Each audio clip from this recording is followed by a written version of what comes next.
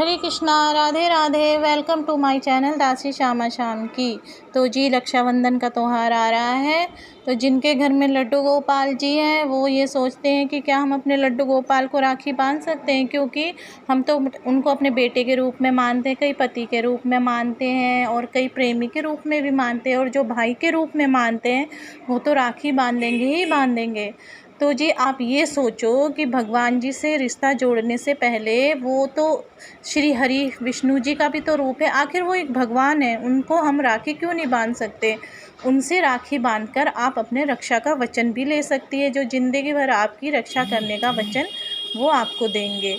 तो जी मैं रक्षाबंधन से संबंधित आपको एक पौराणिक कथा सुनाती हूँ जो महाभारत काल से ही आ रही है। तो भगवान कृष्ण जी की एक चाची थी सुदेवी, जिनका एक बालक हुआ जो बहुत ही विकृत हुआ। तो वो उनकी माँ बड़ी चिंता में रहती थी कि मेरा बालक विकृत हुआ है, कैसे ठीक होगा। तो एक दिन आकाशवाणी हुई, तो आकाशवाणी में ये कहा गया कि जिनके हाथों के स्पर्श से ये बालक ठीक होगा उन्हीं के हाथों इनकी मृत्यु भी होगी। तो ये सुनकर उनकी माँ चिंतित रहने लगी। तो फिर एक दिन भगवान कृष्ण जी उनके घर जाते हैं अपनी चाची से मिलने। तो चाची उनको क्या करती है, वो बालक भगवान जी के गोद में दे देती है खेलने के लिए। तो जैसे ही उनका स्पर्श होता है वो बालक ठीक हो जाता है। तो उनकी माँ ये देख के तो बड़ी खुश होती है कि मेरा बालक ठीक हो गया। फिर अचानक उन्हें याद आती है आकाशवाणी हुई थी जिनके स्पर्श से ये ठीक होगा उन्हीं के हाथों इनकी मृत्यु भी होगी। तो जी फिर क्या था, वो सोचती है कि भगवान कृष्ण जी के हाथों इसकी मृत्यु नहीं होनी चाहिए। तो वो जाती है भगवान जी से प्रार्थना करती है कि तुम इसे कोई दंड मत देना, इसकी सभी गलती माफ़ कर देना। तो भगवान कृष्ण जी कहते ठीक है, मैं इसको कोई दंड नहीं दूंगा, इसकी 100 गलतियां मैं माफ़ करूंगा। अगर इसने 101 गलती करी और 100 गलती से ज़्यादा करी तो मैं इसको दंड ज़रूर दूंगा।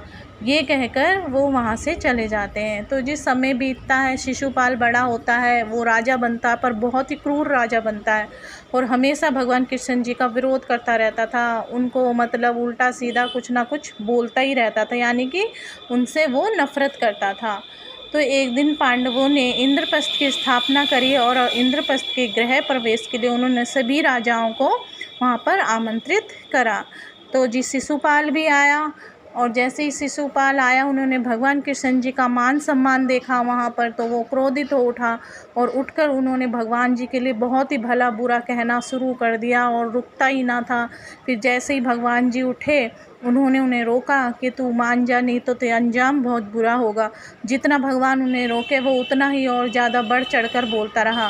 वो भगवान चुपचाप उसे देखते रहे। जैसे ही उसने 100 से ज़्यादा गलती करी, भगवान जी ने सुदर्शन चक्र को बुलाया और उनका सर धड़ से अलग कर दिया। वहीं पे शिशुपाल जी की मृत्यु होगी।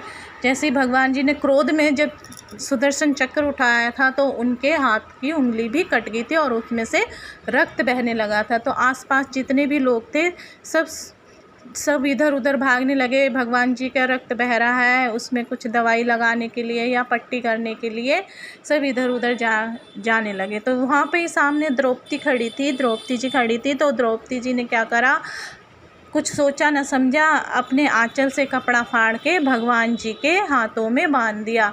तो भगवान जी बोले कि तूने मेरे कष्ट में मुझे साथ दिया है, मैं तेरे कष्ट में हमेशा तेरा साथ दूंगा।